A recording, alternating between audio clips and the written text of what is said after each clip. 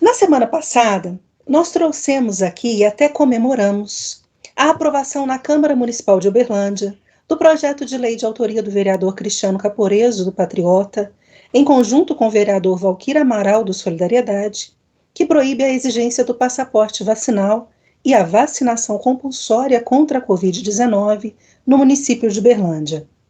De lá para cá, o prefeito Odelmo Leão Carneiro, do Progressistas, utilizou de uma autorização da lei orgânica do município para se abster do registro de veto ou sanção e devolveu a responsabilidade de promulgação da lei para o Poder Legislativo. Mas após a promulgação da lei pela Câmara Municipal, 2 vereadores, claro, dos que votaram contra o projeto, entraram com uma representação no Ministério Público Estadual.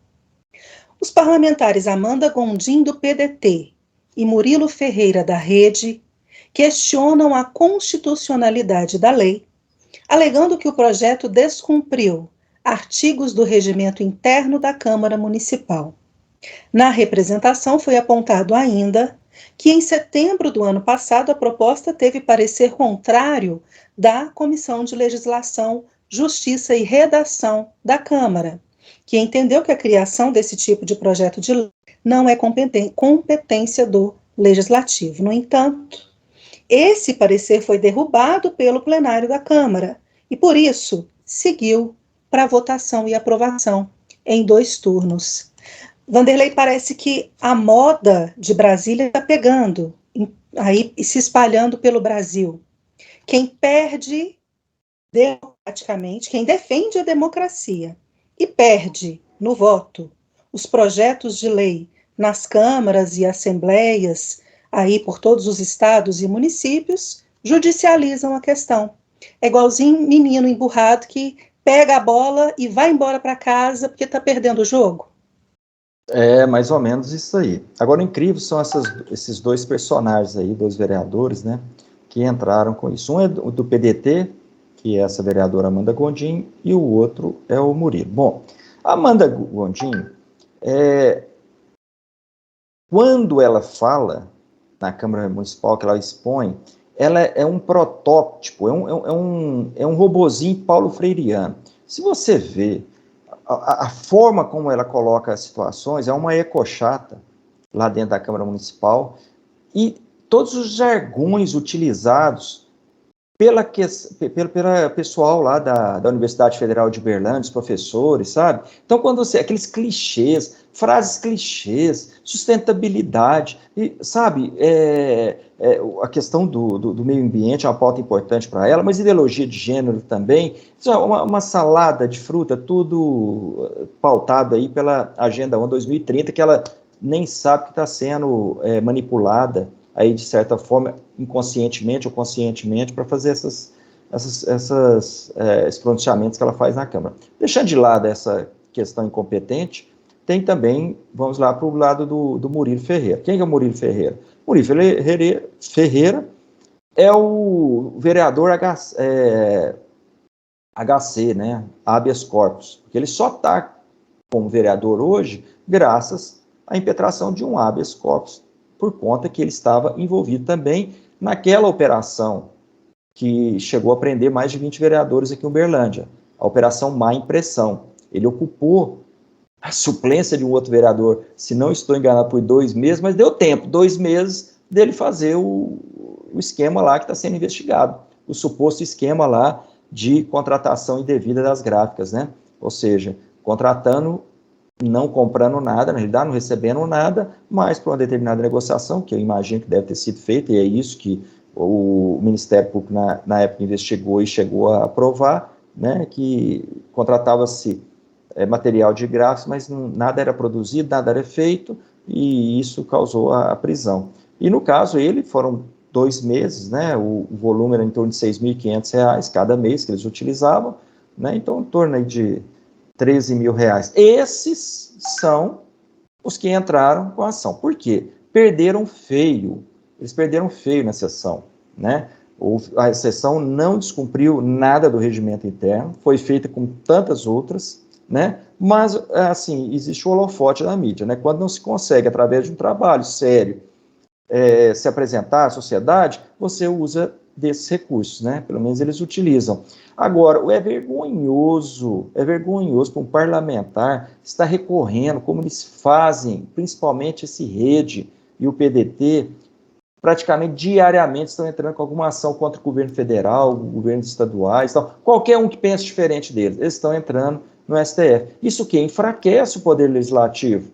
Ou seja, está toda hora pedindo benção para os sinistros lá do STF, né? Que a gente sabe muito bem a qual cartilha eles rezam. Eu creio que isso não vai dar em nada, mesmo porque no dia 15 de abril de 2020, né, o STF deu competência aos municípios, né, e aos governadores, aos municípios e governos estaduais, o direito de fazer as legislações e os decretos e conduzir, né, conforme cada região, necessidade de cada região, conduzir aí o combate à Covid-19.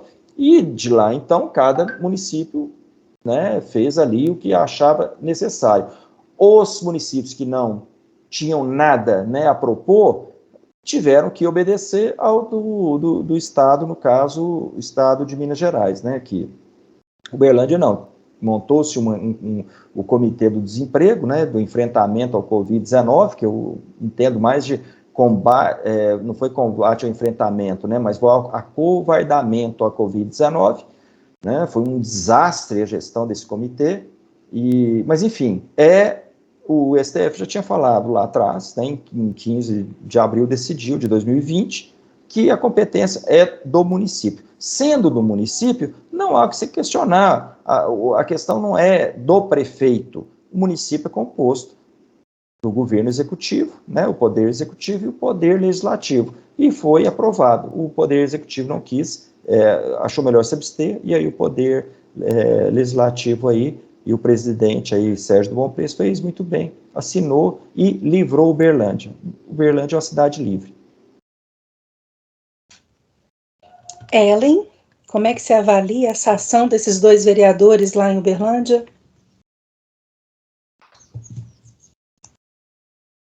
Eles são ridículos. Os vereadores são dois ridículos. Eles não conseguem trabalhar em democracia. Democracia, para eles, só funcionam desde que só vale o que eles querem ouvir. Se o que eles não querem ouvir não funciona, não está valendo, então eles parecem meninos mimados, moleques mimados. Ah, a brincadeira vai funcionar do meu jeito. Não, não vai funcionar do seu jeito. Vamos brincar de outro jeito. Aí eles, então não vamos brincar mais, não. Aí eles vão lá, pegam a bola e guardam e vai embora para casa. É assim. Aí eu fico me perguntando, esse é o tipo de democracia que eles gostam? Que eles querem? Que eles defendem? Então, fica com ações desse tipo, fica cada vez mais claro que a gente vive hoje tempos em que não é o que você fala e não é o que você faz, mas é quem está falando e quem está fazendo, né? E isso não vale só para essa questão do passaporte da vacina, não. Vale para casos que tomaram a mídia recentemente e para essa quantidade de pessoas que estão perdendo seus empregos aí por declarações que estão falando e por símbolos que estão fazendo, que a gente tem que tomar cuidado agora para dar tchau, tem que tomar cuidado agora para você falar qualquer coisa, porque senão você vai ser mal interpretado, porque senão você vai perder o seu emprego. Então, e dependendo quem é que está falando, você vai ser rechaçado, você vai ser cancelado. Agora, dependendo de quem é que está falando, não vai acontecer nada. Foi uma interpretação, foi um pequeno probleminha aí, um erro na interpretação dos fatos. Mas que a Câmara de Uberlândia a maioria da Câmara de Uberlândia continue atuante E a população continue também cobrando os seus vereadores por pautas propositivas e que não se deixe abater aí por dois boçais que não aceitam o que a maioria da população quer, porque democracia na prática é isso, é representar a maioria.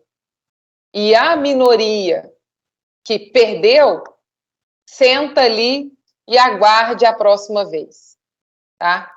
E respeite as regras do jogo.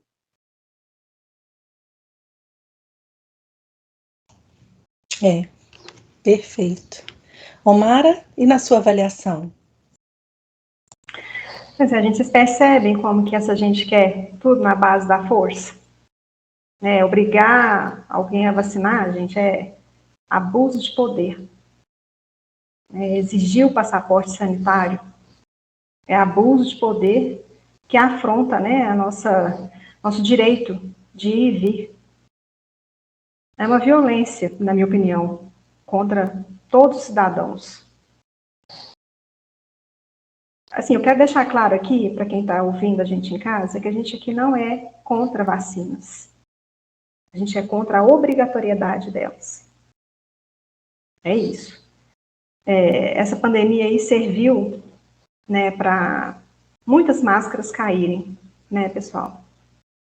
Dos políticos, principalmente. Principalmente os da esquerda, que se mostraram os verdadeiros ditadores. Esses mesmos políticos, que se dizem defensores das minorias, são eles que querem segregar os não vacinados, que são pessoas que não querem ser cobaias, de um experimento, porque ninguém é obrigado a participar de um experimento. Porque essas vacinas, para quem não sabe, ainda são experimentais. Esses vereadores em questão, gente, são, assim, uns irresponsáveis. Irresponsável é a palavra. Porque além de colocar em risco a vida das pessoas, na minha opinião, porque tem gente que não pode vacinar, nem porque não quer, não pode. Estão impedindo elas de trabalhar. Querem levar os não vacinados a passar fome, pelo jeito. Então, querem levar os não vacinados ao desemprego, à pobreza. Ai, Omara, mas nenhuma liberdade absoluta. Sim, a gente vive em sociedade.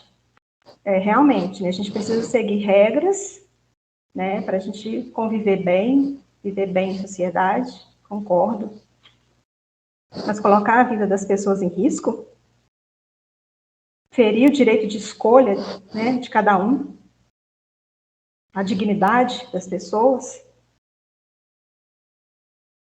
Eu fico pensando assim, quem esses hipócritas desses vereadores pensam que são? Quem eles pensam que estão enganando com essa conversinha fiada de que querem proteger a população? Onde que eles pensam que estão, Em Cuba? Eles querem mandar nas nossas vidas, querem que a gente acredite que eles estão preocupados, com a nossa saúde, sendo que sempre morreu gente em fila de hospital. Sempre morreu gente em fila de hospital. O povo sofre desde sempre. E agora, nessa pandemia, eles querem que a gente acredite que estão preocupados com a nossa saúde. Amanda, Murilo, me poupe da sua hipocrisia, da hipocrisia de vocês. Por favor. Agora eu tenho uma pergunta para eles também, para esses vereadores. O que vocês estão pensando em fazer com os não vacinados? Me conta aí. O que vocês estão pensando em fazer, então? Querem repetir a história? Eu não vou falar nada aqui da história, mas vocês sabem de que eu estou falando. Querem repetir? É isso, Gi. Senão eu vou falar outra coisa aqui que não devo. Ellen, você pediu a palavra? Está querendo acrescentar alguma coisa? Sim, eu queria fazer uma pergunta aí para o Vanderlei, que se a Câmara de Uberlândia, se eles seguem o exemplo da Câmara Federal, de que, porque no Congresso, os deputados, eles não são, eles exigem, né, passaporte da vacina, eles exigem as pessoas vacinadas, mas eles mesmos não são obrigados a se vacinarem. E na Câmara de Uberlândia, as pessoas são obrigadas a se vacinarem? Os assessores são obrigados a se vacinarem? Não, não são, né, obrigados. O que aconteceu recentemente foi que o Ministério Público do Trabalho, no final do ano passado, início desse ano, estava exigindo, aliás, no final do ano passado, exigindo que se preenchesse um formulário, né, todo funcionário. Você teve febre? Teve contato com alguém? Sabe, aquelas coisas ridículas, né? O Ministério do Trabalho pediu, o presidente acatou, né? E isso estava se fazendo necessário lá para dar acesso. Agora, quando arrefeceu e tudo entrou, né, essa Ômicron, a gente já percebeu aí, tá mais do que claro, né, que transformou-se numa gripezinha, né, que a influenza deve estar matando muito mais do que a própria Covid aí, com essa variante Ômicron. Então, assim, não é exigido. O que é exigido é o protocolo, né, essa inutilidade dessas máscaras, né, é exigido lá para os ambientes. Enfim, é apenas isso. Vacina não mesmo, porque se fosse obrigado, seria ridículo e ia haver muita briga em torno disso, tá? Então, não existe isso não, de vacina não. Então, essa pergunta eu fiz exatamente para salientar e reforçar o quanto a hipocrisia dos nobres representantes da população, inclusive desses dois senhores aí, vão longe, porque eles querem uma coisa que nem eles mesmos são exigidos de fazer, né? Aí eles querem derrubar uma coisa que é como se fosse aquela coisa, a pimenta no olho do outro é refresco, porque para eles tudo bem, nós não somos obrigados a fazerem nada, nós não somos obrigados, mas para o outro, obrigação total para o outro, né? Mas É ridículo. esse vereador habeas corpus aí, ele entrou com uma ação, né, pedindo para que fosse adotado o protocolo, o passaporte sanitário na cidade de Uberlândia, né?